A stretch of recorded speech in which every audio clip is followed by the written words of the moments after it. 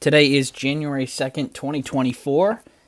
This is episode 47 and the ninth episode of season 3 of the Sports Daily College Basketball Podcast. I'm your host, Sean Vowells, and tonight I am joined by my co-host, Mike Koomar. Today, Mike and I will reset our power rankings that we combined in the beginning of the year as we're getting into conference play. And calendar turns. We've got some conference games in action. Big East has already had a couple rotations through home and away. And Mike, let's start with the team that comes first in the alphabet. That is the ACC. And now we do have 4 conferences to get through. So we are only going to do our top 10 because honestly, the bottom of the ACC is pretty poor. And those teams have no shot at going to the tournament at this point. So I'll start with my number 10, Mike, and if you have them, just mark them off, and then you could go to your next team if it happens to be your 10. So we'll just go up both of our lists and we'll get all of them in. Yeah. So, Mike, I have got the Virginia Tech Sounds good to me. Hokies at number 10. They have an okay record. This is probably a little bit harsh on them, but they did get blown out in their last ACC game to Wake Forest. They have a number of victories over some poor teams. They did get 2 wins at the ESPN Events Invitational, but they did lose by 34 to FAU in the championship game. They've held serve. They were able to knock off Louisville at home. Just seems like this team should be a little better than where they're at this point of the year if they want to go to the Big Ten or if they want to go to the NCAA tournament. Yeah, agreed. I've got Syracuse at number 10, and that might be a little harsh, but they have lost by a lot to some teams that they shouldn't. They've played a lot of good teams, and I'll give them that, but a 19-point loss to Gonzaga certainly doesn't do it. Gonzaga is not the same team they were a year ago. UVA, who I think we'll both get to in a little bit, that was a 22-point loss. That is not a good UVA team. They've got a nice win against Oregon. And they started out ACC play with a win over Pittsburgh, but not really in a great year. Not great expectations for Syracuse and Jim Boeheim's first year as no longer the coach of that program. So I got them at number 10 right now. Yeah, I've got them a little higher, Mike, at 6th, and I just think they have a little bit of upside to get into the middle of the conference, and I don't think it'll take a lot to get there. But you have the Hokies in your top 10 too? Yeah, I got the Hokies at number 7. Okay. And I think that they're a pretty, they're an okay program right now. But like you said, they've had some really, really head scratching losses, losing to Wake Forest by 23. I have Wake Forest up there for me, but that's certainly not encouraging. What was the head scratching on me was how they barely beat Louisville. That was a really tight game. And I expected Virginia Tech to really blow them out. So agree with you, Sean. Virginia Tech's going to have a lot of work to do if they need to get into the Big Dance, as do a lot of these ACC teams. Right now, I only got 5 or 6 of these guys going right now. So a lot of work needs to be had. There's very few locks at this point. Yeah. And I guess you could say that there's a lot of basketball left and that there's, no team has a lock at this point, but there's probably only 3 teams that are definitely going to the tournament at this point, and that's not a good sign for the ACC. No, that is not a good sign. I do think we'll see a very, very even medal of this ACC conference. It's imbalanced schedules, and if you get the good teams at home, you might be able to win a couple more games than the team below you. But they might be better than you. But we'll go up my list to number 9, and I've got the Boston College Eagles. They're 9-3 and 0-1. They've had a okay start to the year. They won a road game against the Citadel. They did come in last place in the Hall of Fame Classic. Losses to a pretty good Colorado State team and a pretty bad Loyola Chicago team. They haven't lost any of their bye games, which is a good sign. They did knock off St. John's in a neutral game, which is a good sign for them because the Red Storms, we'll talk about later, definitely trending up. They have lost their only ACC game, which was a home game to NC State, and they do trail Wake Forest by 1 right now with 14:37 left in the second. Boston College, it's just kind of more the same for Earl Grant's crew. They do have Quentin Post, 18 points a game. He's a 7-footer who can let it fly. he's probably an NBA player, and that's the only reason why I think they might be able to win a couple games this year. Yeah, I do not have BC in my top 10. I think if I had to put him, I'd put him 11th. And like you said, they haven't lost any oopsie games, really, except for Loyola Chicago. That was a pretty bad loss, but they did knock off Richmond earlier. So, I just really haven't seen anything special to put them in that top 10. My ninth team was Georgia Tech, Sean. Georgia Tech got off to a nice start. They got a win in their first conference game. They really kind of stumbled through the Diamond Head Classic. They somehow got to the finals by narrowly beating UMass and Hawaii, neither of which are impressive. But then they lost to Nevada, and Nevada is not particularly a special team this year. They got a good record, so we'll see what continues to happen with them. But I think the reason that I did put them in the top 10 is they had a nice signature win against Duke earlier in the year. That may have kind of been a fluke, but that is still a huge win and one that could put them in contention to win a bid to the NCAA tournament. They do have that head-scratching loss, though, to Georgia that followed that win to Duke. So I got them right there. The only other concern that I have for them was that 35-point loss to Cincinnati earlier on, but that was also their first road game of the year, so excusable as it may be. Yeah, I actually don't have them in my top 10 now. The body of work would probably suggest that they do deserve that, but they lost the game to UMass Lowell at home. The big loss to Cincinnati, as you said, and their 2 wins over ranked teams are not as impressive as they were at the time. They did pick up a nice road win at Penn State, which was a little bit lucky, I would think, but at this point, I do just see them getting sucked into the middle of that conference, and when it comes to talent, I do think that the other teams in the ACC might have the edge there, and that's what it comes down to in close games. Moving up the list, Mike, to number 8. This might surprise you a little bit. I've got the Virginia Cavaliers, number 8. They're 10-3 on the year, and 1-1 in the conference. They are tremendously reliant on Reese Beekman, who has 13 points a game, and Isaac McNeely, 10 points a game. It's the same thing as usual for Virginia. They don't score at a very high clip, but they can defend as well as everyone. But they looked okay against some good teams. They did pick up a nice win over Texas A&M, but they are really struggling to pull away from some of these teams that they should be beating by a lot. They beat Northeastern by 2. They lost by 22 on the road at Notre Dame, who I don't think is going to be in your top 10, Mike. They're not in mine. Nope. And they got smoked by Memphis. It just seems like they can't hang with good teams and that they could get picked off by almost anyone. Yeah, Sean, I absolutely agree. I put Virginia at number 8 as well. I thought that was going to be controversial, but we're on the same page there. Look, Virginia just had an embarrassing loss to a really, really bad Notre Dame team. Notre Dame's one of the worst teams in power conference college basketball. It's embarrassing. And then they lost by 22. Played really bad defense in that game. That was a really ugly loss. You also said that loss to that they had earlier to Memphis. That wasn't close at all. So they're really trending down, and I really don't like this team. Not to mention that they've had a couple of tight games that shouldn't have been. Northeastern being one. They had that 24-point loss to Wisconsin as well earlier, narrowly beat a really bad West Virginia team. So really don't like UVA, and I agree, Sean, that they are poised to be at that 8 spot. Yeah, they are 8-0 at home at this point, but they do only have 2 wins away from home, and you're going to have to get some in the ACC this year. Some of the other conferences you might be able to get away with, sort of going under 500 on the road and doing your work at home, but not in the ACC. I just think that, for Tony Bennett to make this team win games, they're going to have to do like what 14 seeds do in the NCAA tournament, shorten the game and take the entire shot clock and make a couple threes. And that's not sustainable over the course of the whole season. It's just not a good team, and it's really interesting to see the downward trajectory of UVA since they've won the national championship. It just seems like they've gotten a little worse each year, and they're teetering on the edge of irrelevancy in the ACC this year.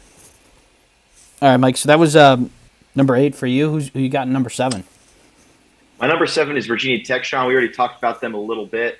Oh I yeah. did move them up because I just thought they were a little more impressive, but I'll let you go to number 7. Okay. My number 7 team is the North Carolina State Wolfpack. They are 9-3 on the year and 1-0 in the conference. More of the same, Mike. A lot of okay wins. They did lose to a good BYU team, a good Ole Miss team, a good Tennessee team, but those are all the good teams that they've played. They did pick up a nice road win against Boston College, as we said earlier.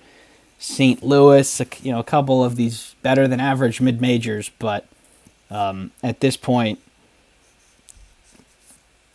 okay so far for NC State. You haven't played yourself out of the tournament, but you certainly haven't done anything to suggest that you deserve a bid. Yeah, and I would say, Sean, this is an incredibly mediocre basketball conference this year. I think teams 4 through 9, you could really pack in there and stack and sort each way. I've got NC State at number 5, so pretty close to where you are. Look, they've just had a couple of games that just really that has looked pretty ugly for them. They did have a loss to BYU, which has turned to be excusable. They got crushed by Ole Miss in the ACC SEC Challenge. So I think like what you said, it hasn't been very impressive so far this year for them. Narrowly skinned by Boston College. That's not an impressive win by any means. So they'll have a good chance to rattle off a couple of wins at the start of the season. They've got the conference season. They've got Notre Dame, and then they've got UVA. So I think those are two good opportunities for them to get to 3-0 because they're already 1-0. But I agree with you. There's nothing special with the Wolfpack so far. All right, Mike, who you've got next on the list? I got Wake Forest at number 6, and they are a team that's kind of had some up and downs already. They started off the conference season. They've got a win. Right now, they're in a kind of a dogfight with Boston College. They're up by 1 right now with 12:36 to go. They do have a couple of good wins. They had a nice win in December, a 21-point victory over Rutgers. And I think that's pretty good. With that being said, lost to LSU, lost to Utah, lost to Georgia. It raises a lot of questions. So I think they've got a lot of potential to become a better basketball team. And I think we're going to see more improvement for them going forward in the ACC. So more to follow on Wake, but I've got them at number 6. Yeah, I've got them at number 5, Mike. So that, I think, leaves us the same top 4. Yeah. And I think we're splitting hairs if we're trying to figure out if NC State or Wake Forest or any of these teams are better than each other. Because one night they will be, and then the next they won't. I do think Wake would have a very good chance to make the tournament if they just did a little better in Charleston. They did go 1-2 with the one win being Towson, who at times in the past couple years have been a really good team and a top mid-major, but that doesn't seem to be the case this year. They did lose to a Utah team who's pretty solid. Definitely not a bad loss there, but LSU is probably not going to be in our top 10 for the SEC, and that is not That's bad. Not a good sign. They did beat an okay Florida team. They did beat Rutgers, as you said. They did kill Virginia Tech, but at this point, we definitely need to see more before Wake can break into that top 4. Hunter Salas is really good. The Gonzaga transfer. That's why I think I gave them the edge. They've kind of been going under the radar the last couple years since they had that. Well, I want to say really good season, but they ended up not making the tournament that year when they had Williams and LaRavia. Yeah. But last year they were okay, and they were an NIT team last year, so I'm definitely looking for them to take the next step because it kind of looks like that's right where they're headed, right to the bubble again. Yeah. But, yeah, agreed. We'll see what happens with Wake Forest, but I think they're looking like a solid NIT team, like most of this conference. All right, Mike, we've got the same teams in the top 4. Why don't you go first with your team that you got number 4? Number 4, Sean, I got the Miami Hurricanes. They're going to get a good opportunity to start this conference season out against Clemson. That's going to be their opening game in January. That's going to be tomorrow. They're a good team. I'm not as high on them as I was a year ago when they made that Elite Eight run. They had a kind of a head-scratching loss to Colorado. They lost other than they lost to Colorado, it's how they lost. It was a 27-point game. I will say, Sean, I think it is okay to give teams a pass on a game or two in November and December, and that is what I'm giving Miami. They've won every game that they're supposed to win. They have that loss to Kentucky. They kind of got the floor wiped on that one. Um, Certainly not, the preseason 13th ranked team that we saw coming in, but this is still a good team, and I think that they'll not have trouble making the tournament as I see it right now. Yeah, they've had more of the same as the rest of the ACC. To be honest, just a little bit better. Yeah, They've let some bye games hang around. They beat Georgia and Kansas State down in the Bahamas.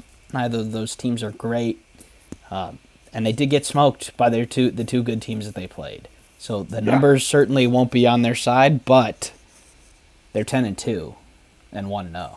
So yeah. certainly not the best way to get to 10-2, but you're at least in a position where you don't have to run the table in the ACC. You can just have a solid season, and you'll be in the tournament. They win 10 or 11 games in this conference, and they'll get in somehow. But yeah, they I think it's just a little bit alarming of how uncompetitive they were in the two games where they played. Yeah, And I guess they did play Kentucky at Rupp, and I believe that was directly after Kentucky lost to UNC Wilmington. Let me just check that real quick. All right, no, so it wasn't. It was a couple games after that, but that's on the road. That's at a tough atmosphere. But the Colorado game was on a neutral. Lose by 27 to a good Colorado that's team. a head scratcher. It's just you got to be, and to be fair, that game they were down by 1 at halftime to Colorado, but still, you gotta be in these games to win them. But Yeah, I don't know what kind of Miami we'll see from in the ACC. They've got at home to Clemson and at Wake to start it. Going to be tested right away, or as much as this they conference could test you. But I've also got them fourth, Mike, and number 3. I've got Duke 9-3 on the year, 0-1. They did lose a home game to Arizona early, beat Michigan State, lost on the road to Arkansas, lost on the road to Georgia Tech, beat your Baylor Bears at MSG a couple days ago, and then that's pretty much where they're at right now. Kyle Filipowski, he's a really good player. That's why he's chosen for the thumbnail for today's episode on YouTube. They have 5 double-digit scores. Tyrese Proctor is back from his injury. They're starting to get some more contributions from Jaron McCain and Caleb Foster. Where do you have the Blue Devils? I have the Blue Devils at number 2, Sean. I think that they are a pretty good team, and I think this is going to be a little bit like last year, where they kind of had to come into their own later in the season. I thought the Baylor win was good. That stung me a little bit. I thought Baylor was actually going to win that game coming down the stretch, and then a nice little eye poke to Yves Misi. We'll get into that later. A little salty about that, but I still think that Duke has a lot to prove. The game at Madison Square Garden at Baylor was pretty much a home game. It was probably an 80-85% Duke favored crowd. So don't be fooled that was a neutral site game. But with that being said, I do think that they're, in terms of the ACC, one of the better teams. And I think they'll get a pretty nice start to this conference. I don't really see them struggling much until they play Clemson in the later part of the month. Their first 6-7 games, I don't see any struggle for them. So I think they can use that to springboard into some success here in the ACC. And so, Mike, you have Duke second. That means you have somebody else third. I do. I have the Clemson Tigers in third, and I think that's pretty expected. Clemson's only got 1 loss on the year. They've shattered expectations. That loss was a really, really close game, too, to a good Memphis team. So I think I really battled back and forth between putting Duke or Clemson at number 2. The reason I put Clemson at number 2 is I just don't think they've had the same quality of schedule that Duke has, and thus they don't have the same quality of wins. They have good wins. They don't have great wins. TCU is shown that they are an incredibly mediocre team this year in the Diamond Head Classic. So just lack of good wins is the reason that I have Clemson at number 3. Yeah, I've got them number 1, Mike. I think that they Wow. slightly edge out the North Carolina Tar Heels, who we'll talk about last. But I do think they're it is really between those three teams, I think. Miami has taken a Yeah. step off, but not too much as to get sucked into the middle of the pack. But PJ Hall is the reason why I picked them to win. He is averaging 20 points a game. He is probably the best player in this conference and one of the best players in the country. They've got a lot of good contributors, too, who have been there before. And like you said, they have some good wins. They haven't really played a ton of great teams, but I think that's kind of like what the ACC is.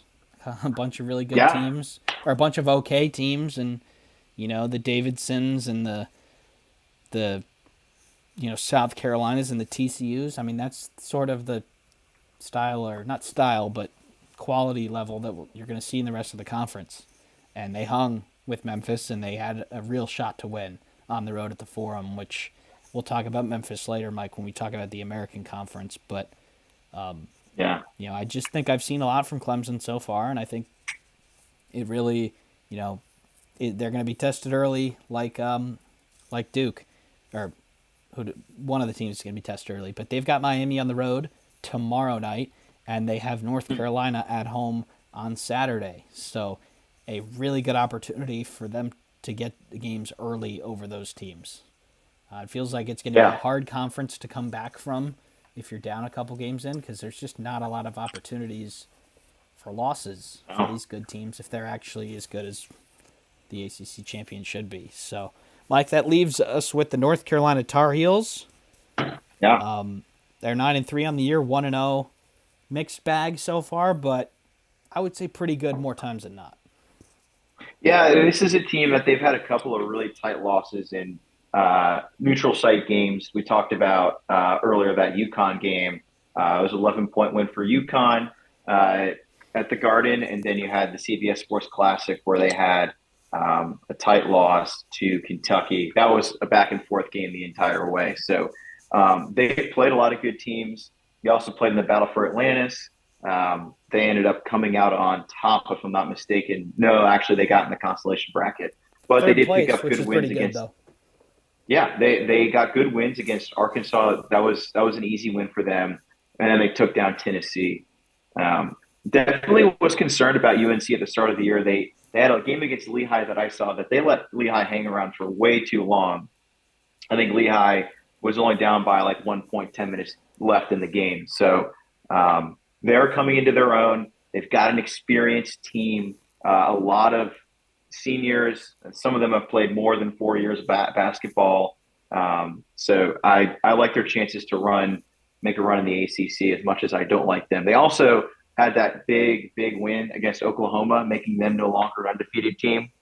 They said it was a neutral site game in Charlotte. It's not really a neutral site game. It was probably 95% North Carolina fans. But with that being said, that's a very impressive win. That's probably might be the signature win of the year so far. Yeah, RJ Davis has been tremendous. 21 points a game. He's clearly, we're not going to talk about the Pac-12, and Caleb Love is doing great things for Arizona this year, but RJ Davis is definitely benefiting from Caleb Love being on the other coast. And Armando Bacot is averaging a double-double. Harrison Ingram from Stanford is a big deal.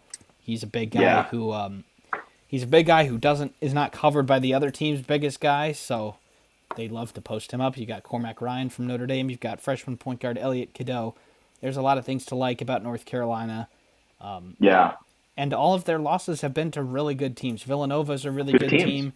Kentucky and UConn, and all three of them have been on neutral courts. So, that's. And it's interesting, actually, Sean. Baycot's numbers are a little bit down from a year ago, but I don't think that is a shot at Baycott. That's just having more talent around him, a la Harrison Ingram, who has been able to been a really good asset down low for the Carolina Tar Heels. Yeah, they're getting a little bit out of their bench, too, which Joe Mead and I talk about all the time. It's just so important.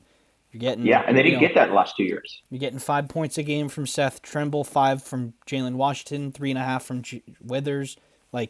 You have to get 10 plus, 15 plus bench points a game, or you are just putting a lot on the shoulders of your starters. Absolutely. And they will wear down at the end of the year. So that is the ACC, Mike. We tried to get through that a little quickly because the FSU, Louisville's, and Pitt's of the league and Notre Dame's don't really deserve to be covered. Pitt might be good enough to crack the top 10, but the other team's definitely not. So we're going to go to the Big East next, Mike. Definitely a lot of promise in this conference going into the year with all their new coaches and all of their all the hype going in. Cooley going to Georgetown, Patino going to St. John's. A lot of returning players, the national champions being UConn. But I think we can start off with the team that deserves to be talked about the least. They got smoked again today. They're 3-10. Any reason for DePaul not to be in 10th? Yeah, DePaul sucks. I think we can move on. Poor Tony Stubblefield. He really cares, and that's about. He does. He does. He really does. Yeah. And I'm not just trying to be nice, but that is the only nice thing that you can say about the Blue Demons right now. They are 3-10, and that 10 number is going to grow a lot by the end of the year. Interesting decision here, Mike. I don't really think there's an argument, but Georgetown has got to be in 9th, right? Yeah. Georgetown, they're looking pretty bad right now. They're getting smoked by a Creighton team that's taking a couple beatings, so we'll talk about in a little bit. But same thing, they're rebuilding. Clearly progress from the last couple of years under Patrick Ewing, but still not a good team. Yeah, they've got a couple scores. Jaden Epps is really good. Supreme Cook from Fairfield is averaging almost a double-double, but Cooley did kind of rip this thing off the hinges, and the Big East is a really good conference this year, so I don't think I'd be shocked if they do happen to come out of that 9th spot. But they are better than last year, and I think at this point, from the Louisvilles and the teams that are in that circumstance, you definitely take steps in the right direction, no matter how small. Now, Mike, here's where things get interesting. I would say the 8 remaining teams do all have a chance to make the NCAA tournament. Who have you got in the 8th spot? The 8th spot, and Sean, I will preface this by saying I think 5 through 8 are very interchangeable right now. But right now, I've got the Butler Bulldogs right now at number 8. They've got a game that just tipped off against St. John's team that's trending in the right direction. Butler, they've won the games that they're supposed to win. They picked up that win against Georgetown early. They got a nice win against Cal, albeit it took a couple of overtimes. They got smoked by Michigan State earlier in the year. They lost a tight game to Florida Atlantic, but then they beat Penn State. So they've actually been challenged in the out-of-conference, and they've performed pretty well. So absolutely, Sean, I would agree that Butler does have a chance to do something to get back to the NCAA tournament. It's been a few years, but they're still in that 8th spot because they haven't proven much to me yet. Yeah, so I actually miscalculated. There are 11 teams in the Big East. There are 11 teams. DePaul's 11th, Georgetown is 10th, Butler is 8th. Butler 9th. Or you have Butler 9th. Okay. Yes. I have Xavier 9th, but I'll talk about Butler first. I've actually been really impressed with them so far. They're 10-3. Yeah. They lost a game at the Breslin Center. They lost to FAU. They lost to some good teams. They actually hung with Providence on the road and came very close to being the 4th team in as many years to win at the Dunkin' Donuts Center or the Amica Mutual Pavilion, whatever it's called now.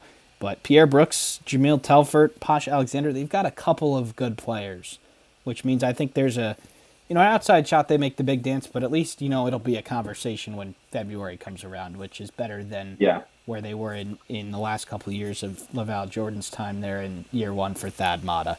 But, Mike, I'm assuming your 8th and my 9th team are the same, and that's the Xavier Musketeers from Ohio. 7-6 on the year, 1-1.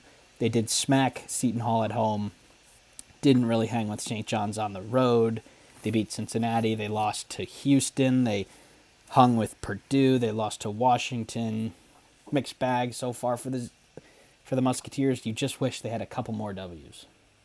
Yeah, absolutely. Yeah, and you're absolutely right, Sean. I got them at my number 8 spot. They've had a couple of really tight games. They played Houston really well, which surprised me. Really limited Houston's scores because that is a high-flying offensive team. Held them to just 66 points. So that was really impressive, and they picked up a nice crosstown victory over Cincinnati. But with that being said, still waiting to see a whole lot from them. They kind of got smoked by St. John's in New York and lost an early game to Washington. So more to come from Xavier, I'm sure, and I think that they will be a competitive team. But right now, I got them in my 8th spot. I think I would have them a couple spots higher if they didn't lose a bye game to Oakland, unfortunately for them. Yeah. They've been able to hang with some good teams, which I think is a little bit more important than you might think. Like they went Yeah. shot for shot with Purdue and lost by 12 at Mackey Arena. Like that game was at least in doubt, 3/4 of the way through, and then they hung with Houston. Like they'll get one of those That game went down to the end. Yeah. if you hang, you'll get one of them. You might not get a lot of them, but they also lost to Delaware by a game, which is unfortunate. I just Yeah. think that if those two had gone the other way, Xavier's looking a lot better. Desmond Claude is a really good player. He's taking a big jump. They've got a couple good transfers, but it just seems like, they did turn the roster over a little bit at Xavier, and there might be a little bump in the road. But Sean Miller's still a very good coach, and Yeah. I think next year you can expect them to be back near the top of the conference. But the next team, Mike, this is really interesting. This was a tough one. Yes. I think all 7 of these teams are in the big dance as of now. I switched this around earlier today. I've got the Seton Hall Pirates, number 7. Now, I really do like the Pirates. I think they've played pretty solid so far, but they did lose to a USC team that has fallen off, an Iowa team that isn't very good, at home to a Rutgers team that isn't very good. But they did win on the road at Missouri, and they did beat UConn. So, where do you have Seton Hall, and what do you think about them? I just have them one spot ahead. I saw Seton Hall earlier in the year, a couple games, and what I struggled with them was their lack of depth. And we've talked about that on this show extensively. They're not a deep team. However, if they can get their top players to perform, they will be a good team. They will be a really good team. I was really curious to see how they would react after that signature win over UConn. They dominated UConn in that game and wondered if they were going to use that as a springboard going forward. They fell flat on their heels. They got crushed by Xavier. And given they were somewhat competitive in the first half, Xavier had a 7-point lead. They took a big dump in the second. And that was, it made them look highly suspect. So I put them at the 6th spot because of that win over UConn. But I'm not too impressed with the Pirates. I think I could have put them, honestly, could have put them below Butler. In that 9th spot, but given the benefit of the doubt with having that big win. It's do or die time for the Pirates. They go to Providence today or tomorrow, and then they do. It says 6th. No, tomorrow. It's tomorrow. Okay. And then they host Marquette on Saturday before going to Georgetown and Butler. Those are some important ball games right there. They could lose all of them, and they could win 3 of them. So yeah, I think you do need to pull off that Marquette game, and then probably at least one of the road games just to keep meeting the benchmarks you need. You got to finish at least in the middle of the pack in this conference to make it. But they showed that they can win against a really good team against UConn, and like you said earlier, that wasn't a particularly close game. They punched UConn in the face, and they never really responded. They've done that a couple times over the years. You remember they were the last team to beat UConn last year in the regular season before the Big East tournament and NCAA tournament. But lack of depth is going to cost them at some point. Next, Mike, we have got... Or let's go to the team that you have in that 7th spot. You have Seton Hall 6th, right? Or what did you say? I've seen all 6. Okay. 7th, I've got the Johnnies in New York. So a good team, and they have shown significant progress, I thought, in the last several games leading up. They got a pretty comfortable win against Xavier. Took UConn, who seems to be struggling a little bit right now, but they took UConn to the end of the game on the road. So really impressive performance there. They struggled in that game right before the new year against Hofstra, ended up just barely getting a win. And right now they're looking good against Butler early, a 5-point lead. But the reason I got St. John, Sean, this was a team that to start the year was, Coach Pitino nuked the team. It was completely new culture that he was trying to bring in. He said it immediately. He was going to kick everybody off the team pretty much. Except for Joel Soriano. Everyone else is new. Yeah. And right now is not where I think they'll be come late February when they're going to be peaking. So right now I got them behind Seton Hall in 7th, but I don't think it's going to continue that way. Yeah, I've got St. John's in fifth. I really like what I've seen recently from the Red Storm, you know, Hmm. even in the month since they got pieced at home by Michigan. Um, Yeah, they're improving defensively, and I think you'll see a lot of good defensive performances from them in the future. They had a couple of injuries. They're getting their guys back, and they have depth, Mike, probably more than any team in Division One, from what yeah, I can tell. They have some really good players who are DMPs, and then they're in there playing 12 minutes the next game. But Soriano is also yeah, averaging a double double. They have Jenkins, Dangle, Ledlam, Lewis, Aline, all guards. Like, chances are one or two of them are going to be good each night. And yeah, you have some bodies to back up Soriano. He's only averaging 28 minutes a game. You can conserve him a little bit. I do think that they're turning the corner, and so far since they gave up 89 to Michigan, 88 to Dayton, and I still think there's a lot where they can go to. They do have the best coach in the conference. They are 9-4 and 1-1. By the time the listeners are listening to this, they might be 10-4. Hopefully, they will be. That they should be Butler at home, but a lot of good from the Johnnies so far. And they played Hofstra at the UBS Arena, which is where the New York Islanders play. There is no reason to ever play a game there.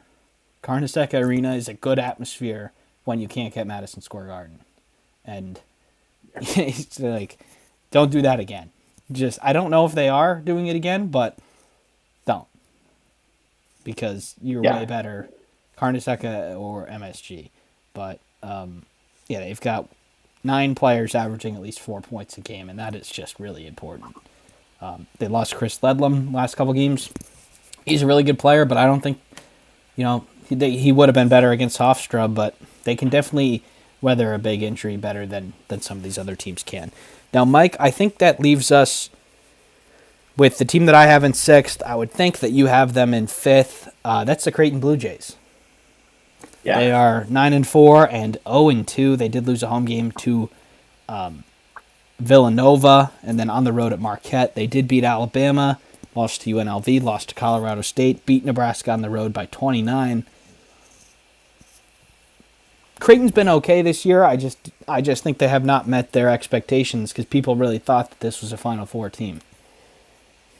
Yeah, Creighton has certainly flopped, and especially coming down the stretch in December. They just picked up, by the way, their first win in the conference minutes ago with a win over Georgetown, 17-point victory.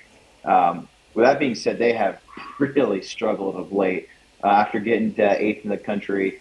Tough loss to UNLV, and they got smoked in that game in the Jack Jones Classic. But then after that, struggled to grind out a win against Alabama, and then they lost to Villanova, lost to Marquette. So this is a team that is downward and downward quick. I do have them at number 5, Sean. And they do have some good looks, good wins at the start of the year. So I'm not going to dog on them too much, but this is a team that is really, really falling short of expectations they had at the start of the year. So I got a number 5, and they're a bubble team right now. Yeah, they just aren't very deep. No, Everything that St. John's is, they're not. Kalkbrenner, yeah, Trey Alexander, and Baylor Shireman are as good of a big three as you're going to see. But after that, it's yeah, a severe drop-off. Steven Ashworth is not Ryan Nemhard. 8 points a game. no, He's not shooting it as well as he did at Utah State. And then Mason Miller is, a starter, playing 20 minutes a game, 7.5 points. But after that, it is, very, very yeah, thin. And, they lost a game. They lost an absolute dogfight with Villanova. It's just like watching that game, you knew how it was going to end. Villanova wins these yeah, games, wants to play in them, and Creighton, that's just, it wears you down. And I do think they're definitely yeah, outside the top 4 right now. And, as the same as the ACC, Mike, we've got the same teams in the top yeah. 4. I think the order might be a little different, but who have you got number 4? Number 4, I've got Villanova, So and do I. I think that was maybe a little bit conservative with them. They've had kind of a rough go at it this year. They're currently 9-4. But with that being said, they've got a lot of good wins, and I think this team is going to continue to improve. going into Big East play. Definitely some head scratching losses. Quite a few of them actually. Drexel.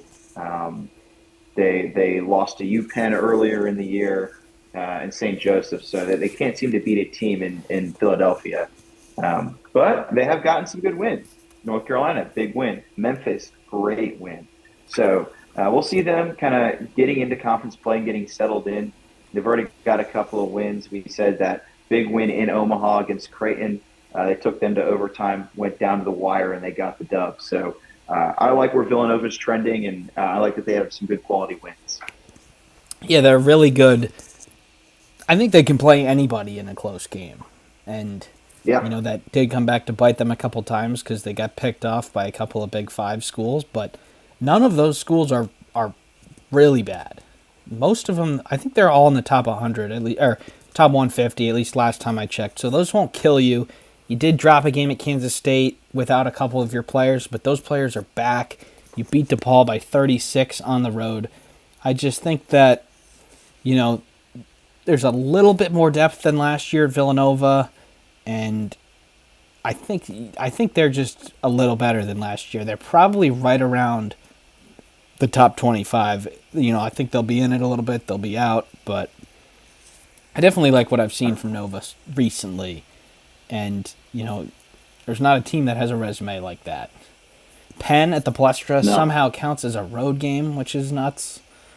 And then Drexel Drexel at the Wells Fargo Center, which is your home arena some of the time, counts as a neutral game. So that's those wild. those See, that doesn't make definitely sense. those definitely help the numbers a little bit because Yeah, I think it may change the quadrant of at least one of those games. But this Villanova team yeah, seems like they're getting back to what they were winning with so many years ago, and that was with physical defense and 3-pointers and one-on-one ability in the post. yeah.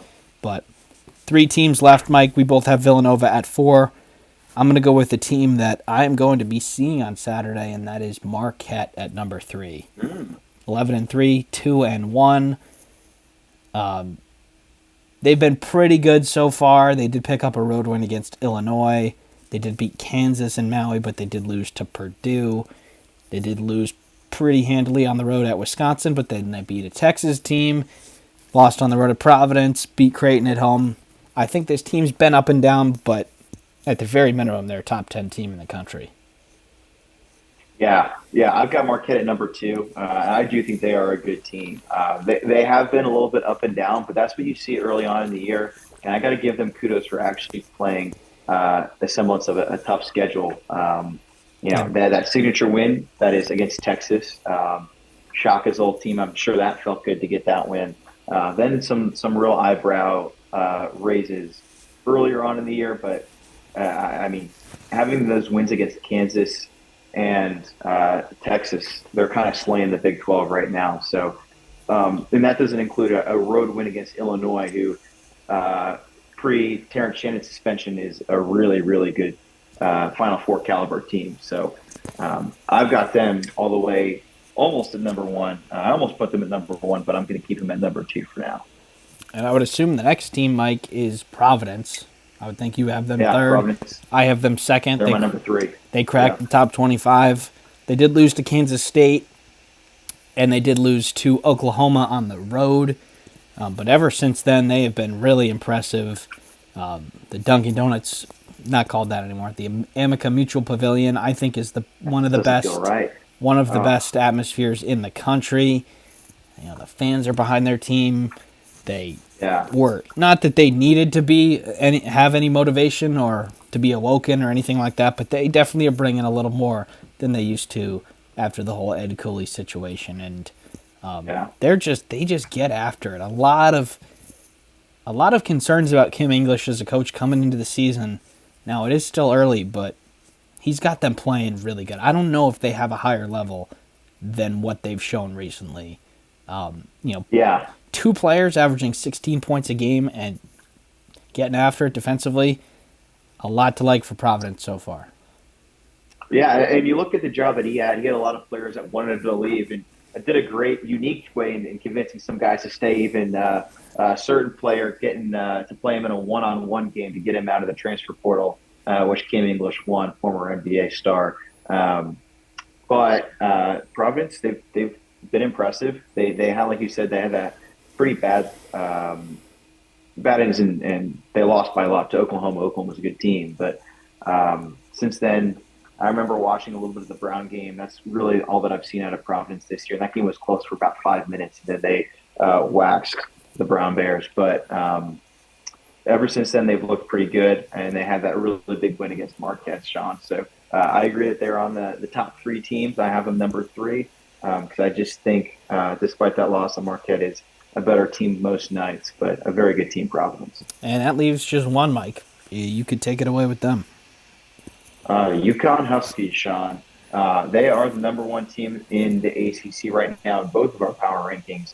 And they've looked a lot of times this year like they have the ability to defend their championship. Had a couple in their first two ACC conference games, a couple of slip-ups. They got dominated at Seton Hall in Newark, and then almost dropped one at home against St. John's, but they ended up pulling that one out. But this is just a really, really impressive team, Sean. We saw how dominant they were. We talked about the Gonzaga game and how they control that game from tip to finish. So UConn, I think they're still the number one team in the ACC, and they're one of the top teams in the country. They lost a dogfight at Allen Fieldhouse to Kansas, and they could have won that game, and then they get punched in the mouth by what seems to be their bogey team in Seton Hall. But their ability to win the game before the first media timeout, I don't think any other teams really have that ability. Yeah, and agreed. The game might not be actually over by then, but they ended up beating Texas by 10 at the Empire Classic. That game was over way before then. They're up by 15 at halftime, something like that. They beat Indiana by 20. They beat North Carolina by 11. They crushed Gonzaga by 13. That's just very reminiscent of what they did in the NCAA tournament last year, and none of those games were close. And then still, if there is a dogfight, they still can win those too, which they did against St. John's. They did drop one to Kansas, but things don't really have to be going their way for them to win the game, which is a really, really good sign. They've got, Donovan Clingan is out for probably the rest of January, or at least most of it. That's a big miss for them, but didn't seem to matter tonight. They smacked DePaul, and they also beat St. John's without him too. So if they can get him back, they're probably one of the best teams, not only in the Big East, but in the country. But Mike, 2 down, 2 to go, 45 minutes in, so we might have to go a little rapid fire here with the Big 12 next. Why don't you rattle off teams 10 through 14 real quick, and I'll match it, because I don't think those teams need to be talked about other than maybe a sentence or two. 14, West Virginia. There's not much to say. They're a bad team, 5-8 already. First year without Bob Huggins is looking bad. 13, I've got the Oklahoma State Cowboys. I think they've still got a lot to prove, but this has been a really disappointing year for them so far. 12, I have UCF Knights. Not an impressive team at all. And then at 11, I've got Cincinnati. Battled between putting them ahead of where they are, but they just don't really have a good strength of schedule so far this year. So number 11 for Cincinnati for me. All right, I've got those same 4 teams. The only change that I would make, I've got Oklahoma State in last and West Virginia in 13th, but splitting hairs at this point. West Virginia has looked better since they've gotten Kirk Kriisa back and Slazinski and Noah Farrakhan. And if those guys can stick around, you might have a team that can win 5 or 6 games in the conference. But if the court goes back on the temporary restraining order or whatever that situation is, they're going to be in the bottom. But I've got the same teams there. I do have Kansas State 10th. They're losing at halftime to Chicago State right now. Let's hope that they pull that one out. But ever since that Villanova win, they've been a little bit underwhelming, right? Yeah. Oh, yeah. I've got right now Kansas State at 8th because of that big win. I think, I do. But this is very concerning right now against Chicago State. I'm not sure what Coach Tang's team was doing over the new year, but they certainly weren't playing a whole lot of basketball. With that being said, they did have another eyebrow-raising loss to Nebraska. They lost by 16. I do think Nebraska is a better team this year than we have seen in several years, maybe since they've been in the Big Ten. But um, interesting team, certainly not the team that we saw from a year ago, Sean. And this is a little bit of what I expected for K-State. I think it's par for the course this year. So you have them eighth. Who you got ninth, 10th? Right now, I've got Texas Tech right now in 10th. I think that they have a good chance to make the NCAA tournament. A lot of new players, completely new roster that was built there. But still have a lot of questions to answer and did not play a really tough out of conference schedule. And then ahead of them, I battle between these two teams. I've got TCU. TCU's just been straight up not impressive at all this year. They're at number 9. Just not a good team. Haven't played an incredibly tough out of conference schedule, and they've still dropped a couple of bad ones. So TCU I have right now at number 9. All the teams that you've rattled off there, Mike, I've got them too. I've got TCU 8th, Tech 9th, Kansas State 10th, Cincinnati 11th. TCU did lose to Nevada in the Diamond Head, and they lost to Clemson on the road. But other than that, they have not played anybody really. We'll see how that fares in the Big 12. Tech, a little bit underwhelming, I think, but they're both 11-2 too. Pretty much same story. Haven't played much. Other than that, I think we can get into the top 7, Mike. I think at this point, the teams that we've already mentioned are definitely on the outside looking in and would have to turn things up a little bit in conference play to make the big dance. Agreed. Yeah. But I'll go to my team in 7th, Mike, and this is a team that I picked to win the conference in our Big 12 preview. I have completely flipped the coin on Texas. They're still ranked in the top 25. They are 11-2 on the year too, but it's been really underwhelming for the Longhorns this year. They were a contested mid-range jumper from Max Asmus away from losing to Louisville, and they do lose to UConn, and then they lose to Marquette by 20 plus. Other than that, Texas definitely not impressive so far this year. Yeah, agreed. I put Texas up a little bit higher than that. I think 7 might be a little mean. I put them at number 5, but like what you said, Sean, December they did not look that good. They had that 20-point plus blowout loss at Marquette. Excusable if that's your only one, but then they had survived a comeback from LSU in a neutral site game in Houston. That one could have gone either way, and Texas pulled away at the end. But then they played A&M Corpus Christi. That game was closer than expected. Blew out UNC Greensboro before beating UT Arlington. So they've got a lot left to prove, but November was a pretty bad month for the Longhorns as well. They're still ranked 20th in the country, so I'm still putting them 5 in my list. I think they've got a really good team. It's just going to take them a minute to start to gel because they've got a lot of new talent on that team. But Ronnie Terry, so far in his first full season as the coach, pretty disappointing.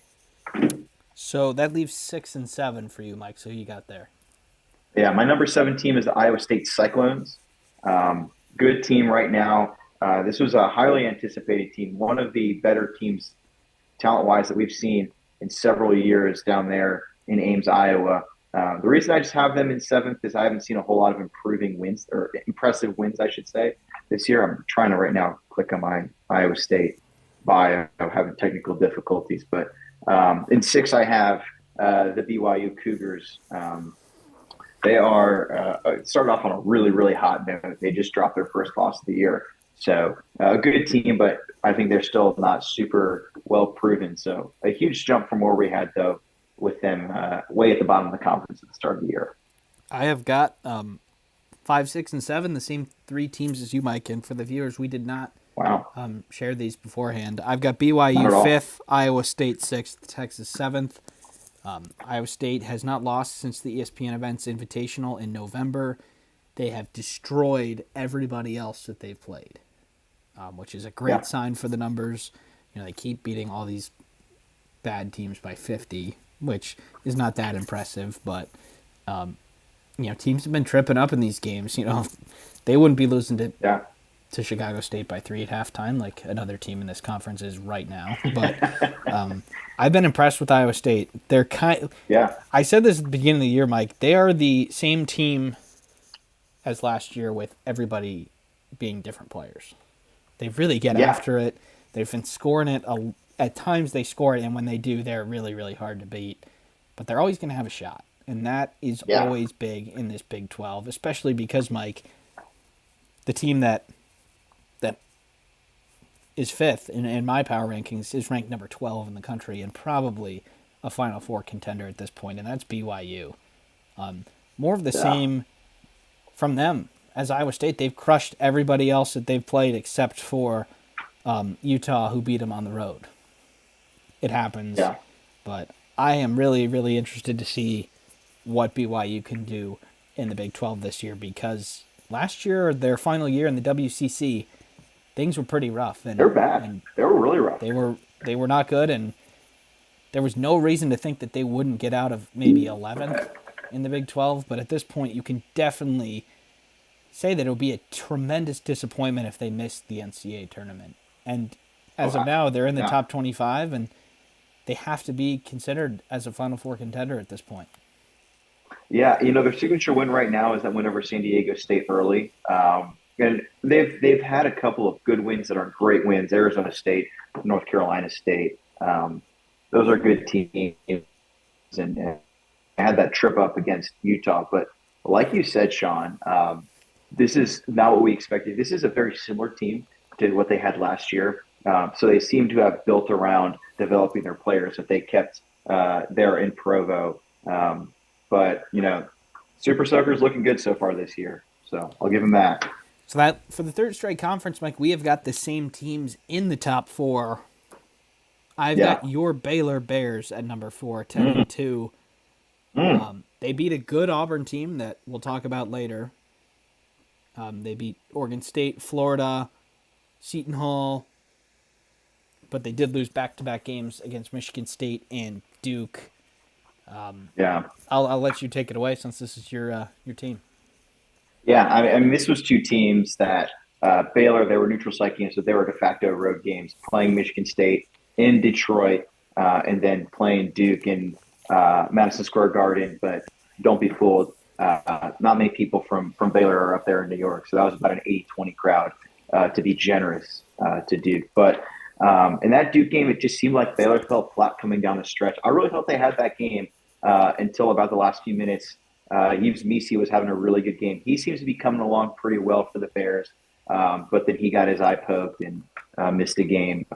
My concern for Baylor, I've got him right here, watching the game against Cornell right now. It's their defense, and that seems to be the same concern from last year. They've given up 42 points to Cornell, and Cornell's not, the worst Ivy League team out there. They're actually all right, but giving up 42 points to a Cornell team is super concerning in this new arena. They still got a 16-point lead because they can score the basketball really well. But you catch Baylor on a bad shooting night, and you're probably going to win if you're the opposing team. So, and same thing as last year, we saw them have an Achilles heel that was the Iowa State Cyclones. And I see the same thing this year with how gritty and tough Iowa State is. I think they're going to dominate Baylor however many times they play in this year. So I've got the Bears number 3 in mind. Just one ahead of Oklahoma in my 4 seed, but the Bears will have a lot to prove to me and the rest of Baylor Nation if they, want to get back to the Final Four. Yeah, I think Baylor can beat anybody in this conference, and they probably will beat, the teams that we haven't mentioned yet. But West Virginia is good enough to beat Baylor if Baylor has a bad game, and that's more so terrifying. That's more so a positive on the rest of the Big 12 than Baylor, because their defense is, it can be bad at times. And, Michigan State had, the best offensive day that has all year. And it just immediately you're out of that game because you're down by 30 at halftime. I mean, that's game over. So I do think Baylor might drop 1 or 2 to a UCF or Cincinnati or one that they really shouldn't, but they can beat anybody in the country. Defensively, they're 65th. which, if I remember correctly, is a little bit better than last year, but you got to be at least in the 40s if you're thinking about a Final Four or a national championship, which they did just a couple years ago. But, Mike, that leaves the 4 spot open for you, so which one of these teams do you have there? Number 4 is Oklahoma Sooners, Sean. They have had a really impressive start to the year, and I think that they might be looking at a Final Four chance right now. They have really exceeded expectations. Their only loss this year is a de facto road game to North Carolina in Charlotte. But with that being said, very impressive. They had a big win against Providence early on in the year. They beat Arkansas. They beat Iowa pretty convincingly. Tight game to USC, but they did prevail in that one. So pretty impressive stuff from Porter Moser's team that kind of got punched in the face last year, despite having a couple of really good wins, including that Alabama game. They lost some talent, but they have really, really exceeded expectations so far. I've just got a number 4 because I haven't seen a whole lot on their out-of-conference schedule that would promote them ahead of that spot, but still a really good team. Yeah, I've got them in the 3rd spot, so we can flip Baylor and Oklahoma there. But this is exactly the sort of jump that you were looking for in a second-year head coach. Porter Moser's as good as it gets on the X's and O's. That has been evident ever since he took Loyola Chicago to the Final Four. But I do think there's a little bit of a worry that this team might not be able to go at it every single day in the Big 12. They do have Javion McCullum, who's a Siena transfer. I got to see him all the time. He does bring it every single game.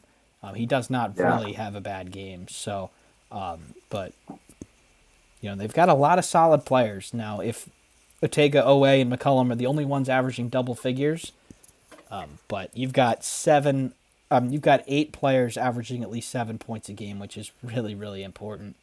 Yeah. And I just think Oklahoma and BYU have been tremendously impressive this year. I think Oklahoma we had in the middle of the pack, definitely a shot to make the tournament. And at this point, if they don't finish in the top 4, I think that'll be pretty disappointing.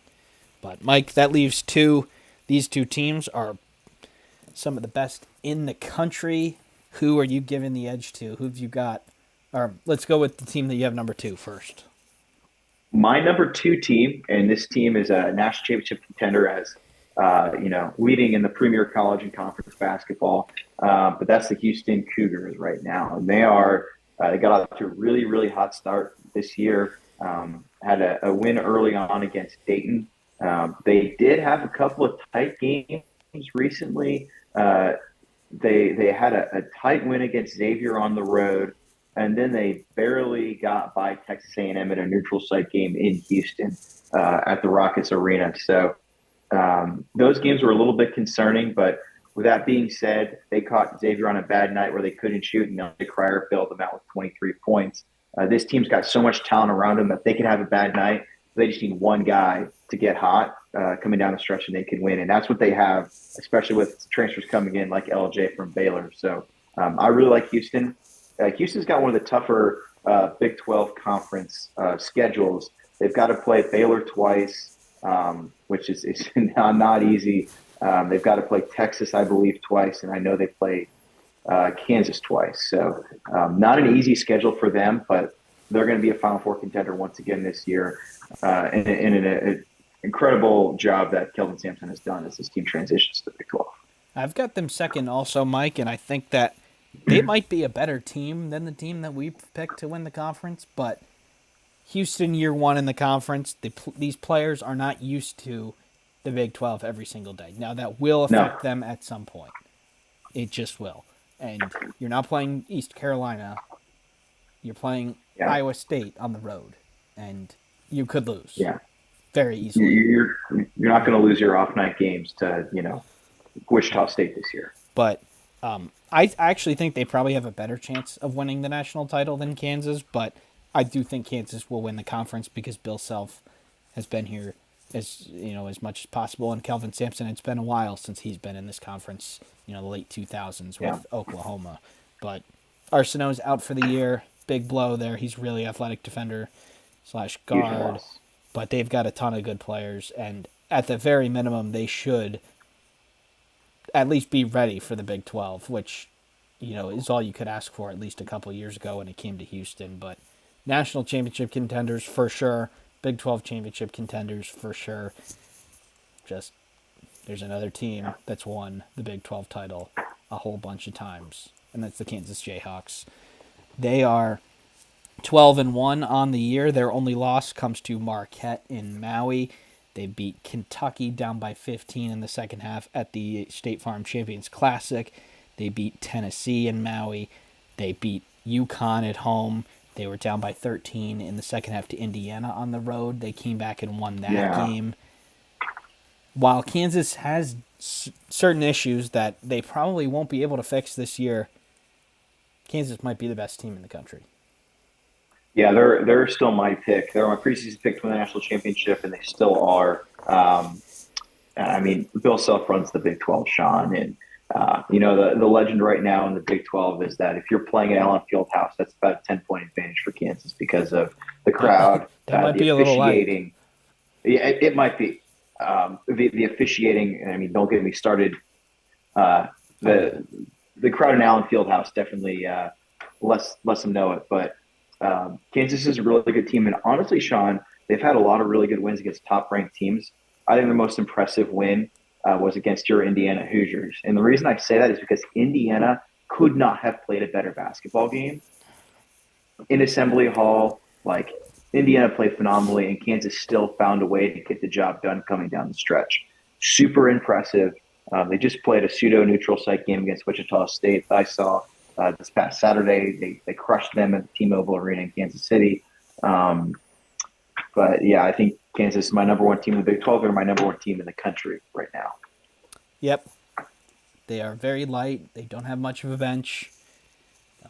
Elmarco Jackson is a starter, and he probably, shouldn't be at this point in his career. He's a freshman. He should probably be a role player, but he's thrusted in there at the 2 right now. Yeah. And DeJuan Harris, plays the entire game, sometimes gives you something offensively, other times doesn't. But McCullough has been awesome. Hunter Dickinson has been really good. KJ Adams has been good as the non-5. But I said this earlier about UConn. Kansas can play bad for 3/4 of a game and still win. And I don't think any other team other than maybe UConn could do that. They were on the ropes at Indiana. It was their first road game. They made a lot of first road game type turnovers. They missed a lot of shots that they usually don't. Indiana was rolling in front of probably the best atmosphere that we've seen so far this year in college hoops. Came back and won. Down by 14 against Kentucky in the second half.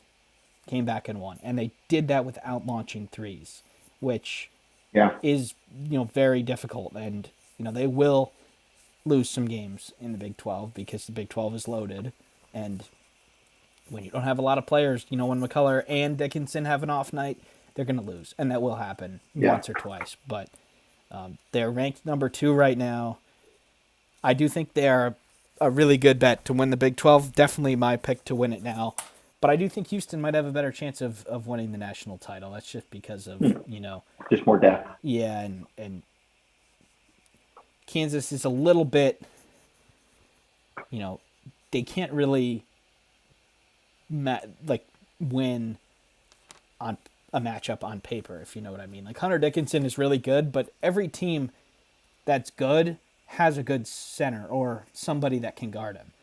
And, they're going to have to win. They're going to have to beat you on the forward line because I consider McCullough to be a 3, but it just seems like teams can hang that way. And, when teams hang, they could get picked off. But it's hard to find some – we've said everything that we could possibly say bad about Kansas because they are really good, and they've got the best coach in the country.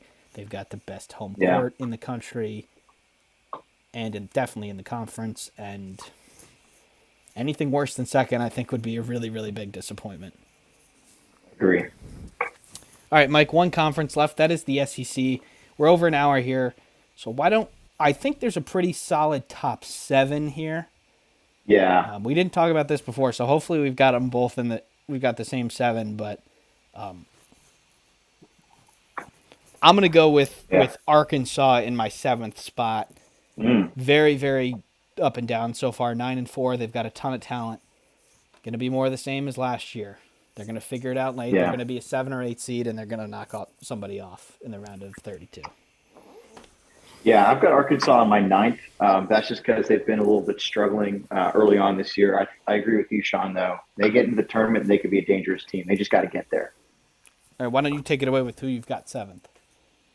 Seventh, I got the Florida Gators right now. They've been up and down as well. They had a really tight loss to Baylor early on in the Barclays Center. They've got that win Jumpman Invitational against Michigan, though. So they haven't been relatively unproven so far this year. But with that being said, I think they have a good chance to make the tournament. So who you have 8th, just so we can keep it in track? South Carolina is eighth. Okay. All right, so I'm going to move up to Texas A&M, who I've got 6th. They've been, I think, a tremendous disappointment this year. And, Yes. And, they might not be the 6th best team, but they were preseason ranked higher than that. And you can only move them down so far. They're 9-4.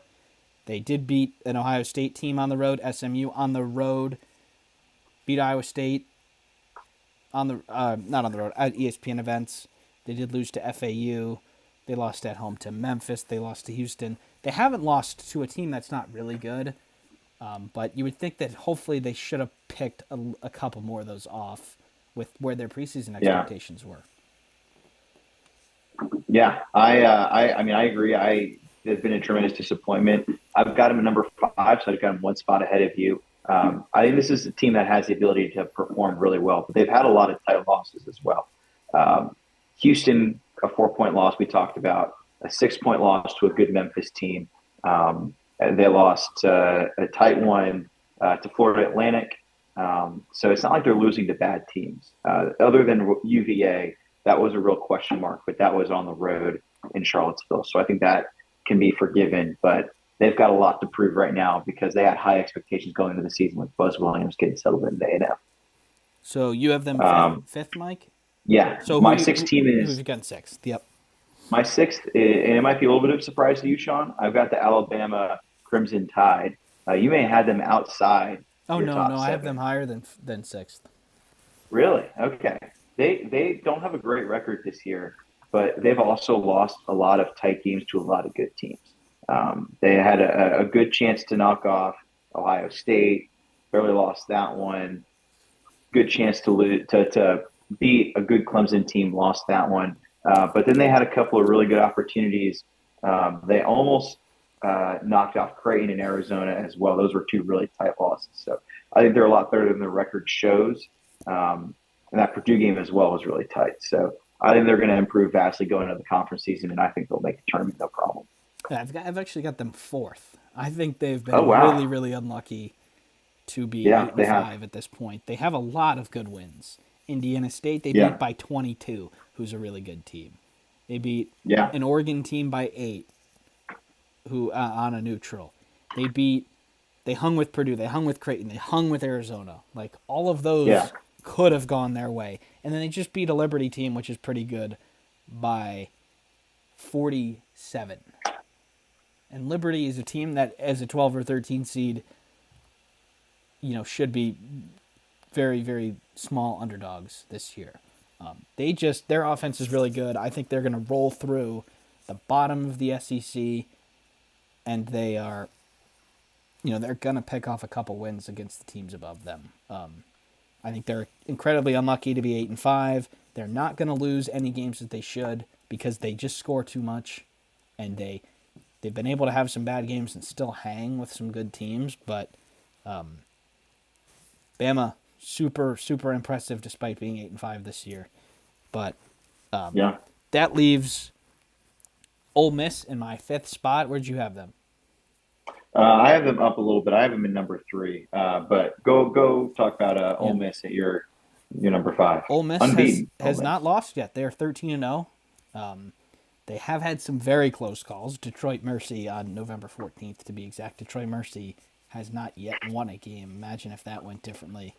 They won on the road by Temple by 1. They are a good team. They probably are a little bit lucky to still be undefeated. But they've played a good schedule. They beat Memphis at home. They've gone on the Yeah. road to Temple. They went on the road to UCF. They beat NC State. Some of these teams are solid, and I do think that Chris Beard has got things going as good as you can probably expect in year one down there in Mississippi. But they're a really good team.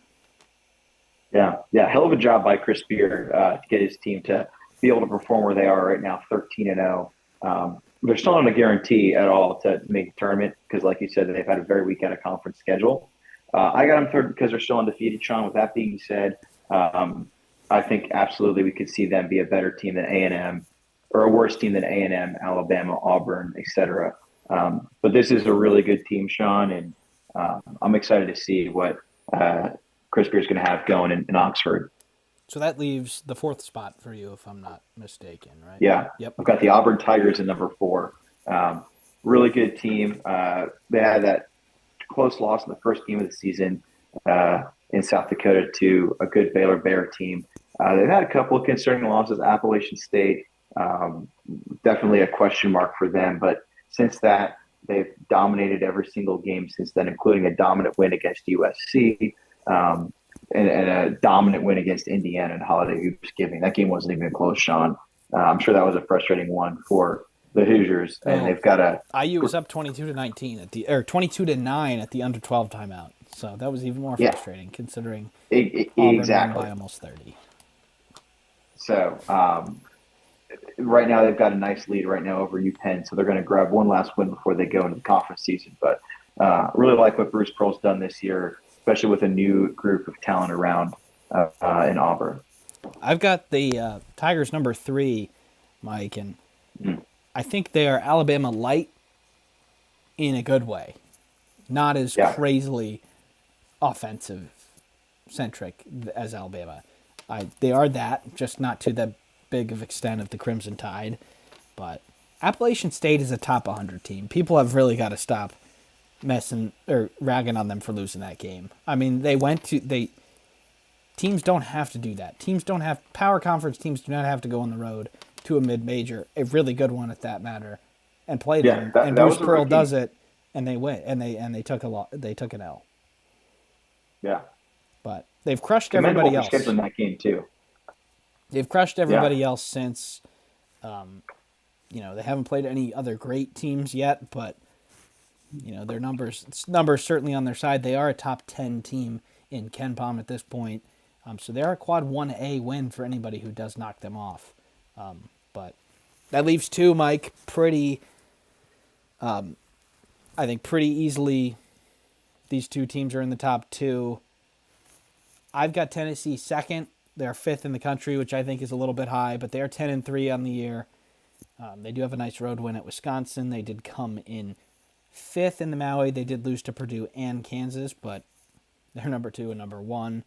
They did lose at North Carolina, but since then, they picked up a nice home win against Illinois. They beat NC State.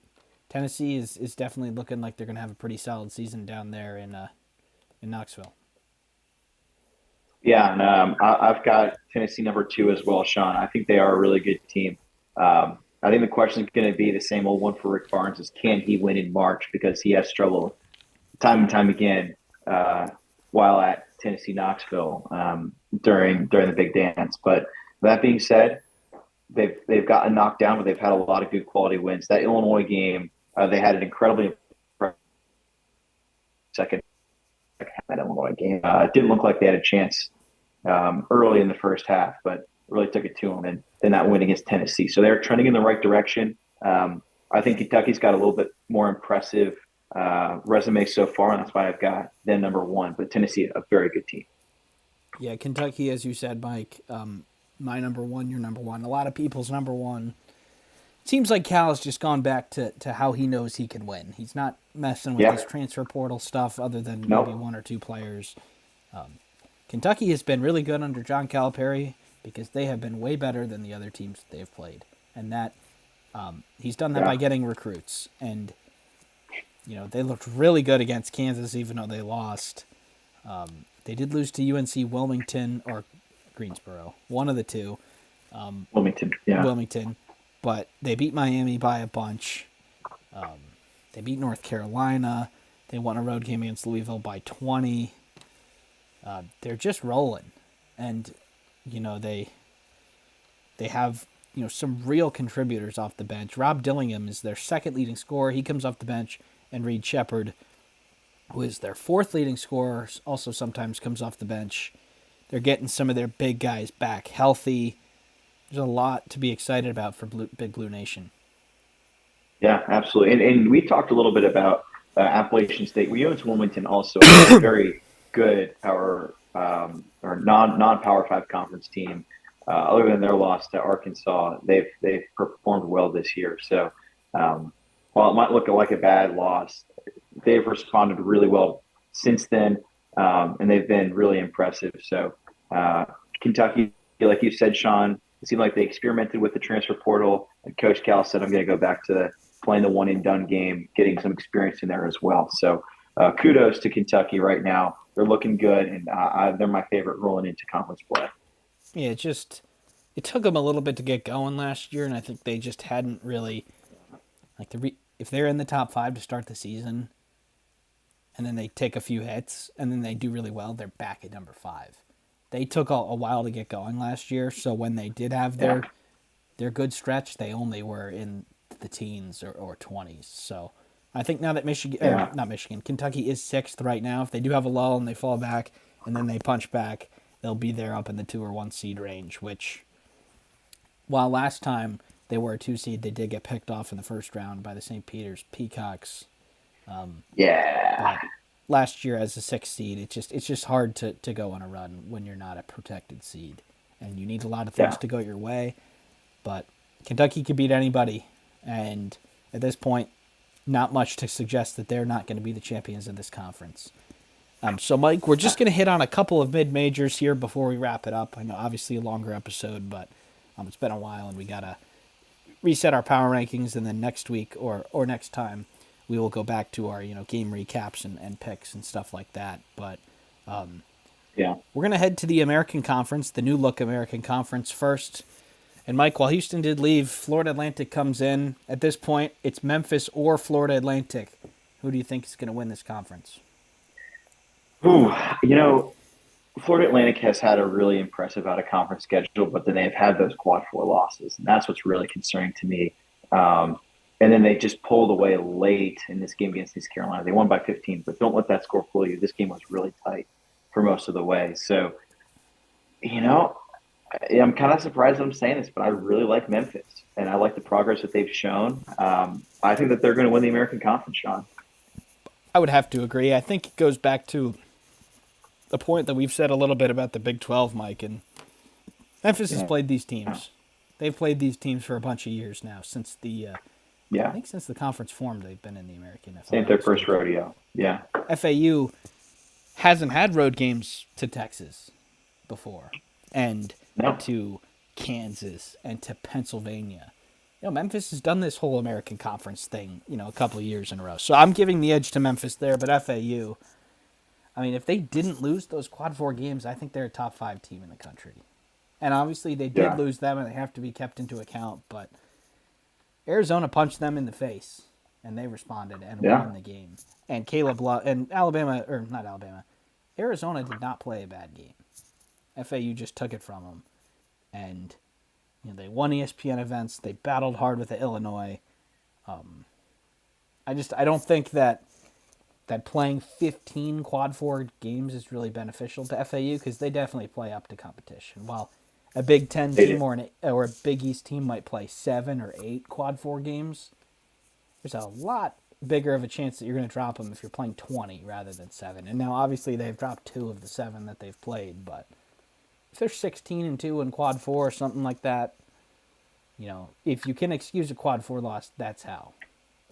But I still really like both of those teams to make Final Four runs, or certainly a possibility at this point. And I'm excited to see how that conference pans out, because it's been a 2-horse race over the past couple of years, and Houston's got them both times, really. Houston's gone. It's still going to be a 2-horse race, and I think probably a more even one. But I agree. Mike, one more question here. These are teams that have been extremely impressive. they're from different conferences, so hopefully they both do win their conferences and then go to the tournament so we can see them again. But of these two teams, which team do you like more? The Indiana State Sycamores or the James Madison Dukes? I'm going to go with the Dukes in this one out of the Fun Belt. The Indiana State Sycamores, it's going to be exciting to see them be competitive. I think they got a mid-major bid not too long ago, Sean, if my memory serves me right. But James Madison has just been so impressive this year. They are still undefeated at 13-0. They've kind of rolled. They had that nice signature win early on in the year against the Michigan State team that is better than the record shows. I think you and Joe Mead talked about that extensively. But with that being said, they just keep winning, and they're winning by pretty wide margins. I think their closest game in the month of December was a 14-point victory. It's still a 14-point victory. So given it was easier competition, I think there's a chance James Madison could go undefeated in this. Will they get a 1 seed if they go undefeated? Maybe not, but I think they got a chance to do it. Yeah, the Sun Belt at this point is looking like they could get 2 bids if James Madison does end up getting picked off in the conference tournament. Appalachian State away, January 27th. That's going to be a good game.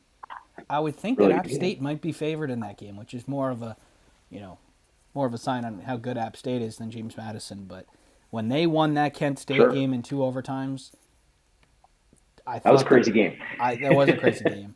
But I did think that James Madison, I did think that they might be the last team standing undefeated, and they're 1 of 3. So I do think it would be, really, really impressive if Ole Miss or Houston does keep this up for 4 or 5 games of their conference season. But for James Madison, they are in a really good spot right now. I do think to get that large bid, they probably can't lose to anybody else other than App State, because the Sun Belt is definitely a conference with most of their teams under 500. But I would have to lean towards James Madison too. But Mike, Indiana State gave Michigan State everything they could handle the other day. Yeah.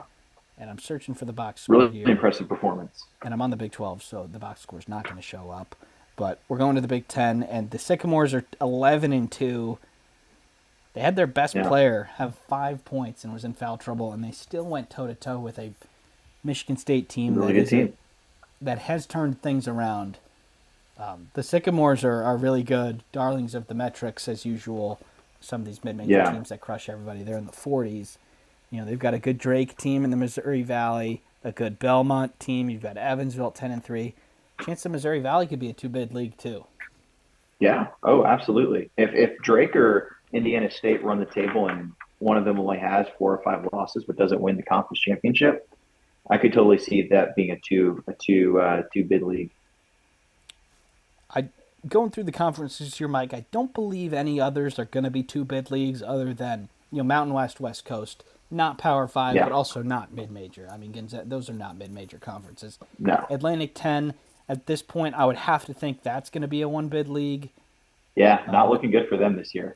They have kind of benefited from the bottom kind of falling out there so they can have 3 or 4 good teams, and that's just not been the case. You've seen some Duquesne and Fordham and UMass come out of the cellar there, but unless you've got another conference you want to talk about, Mike, I think we're going to wrap it up here. Hey, we got a nice lengthy podcast here, Sean. We talked about a lot, and I think more back to our scheduled content later on when we get back to it. Yeah, so thank you everyone for tuning in. Be sure to like and subscribe if you haven't done that already. Follow us on Instagram